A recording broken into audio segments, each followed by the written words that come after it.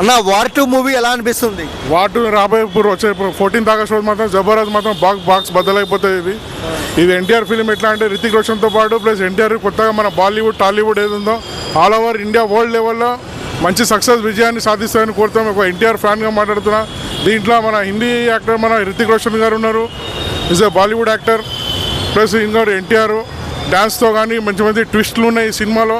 చాలా మంచి action movie ఉంది, సూపర్ ఉంది మూవీ. బట్ ఇక మనం అంతా అయింది అంటే ఖచ్చితంగా ఏంటంటే సినిమా 100% మాత్రం బ్లాక్ బస్టర్ చేయాలని మన ఎన్టీఆర్ ఫ్యాన్స్ తరపు నుంచి అందరూ కోరుకుంటున్న ఒకటే సినిమా.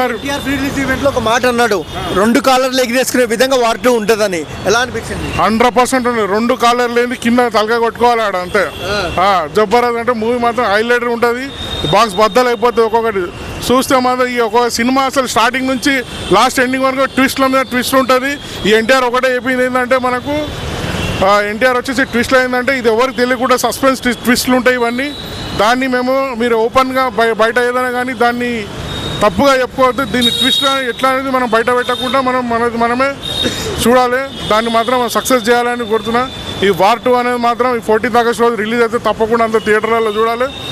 థియేటర్లలో చూసి అందరూ మన ఎన్టీఆర్ గారిని ఇంకా మంచి స్థాయికి తీసుకెళ్ళాలి. మనం అంత అభిమానం. జై ఎన్టీఆర్. సో థియేటర్లో రచ్చ ఎలా ఉంటుందన్న?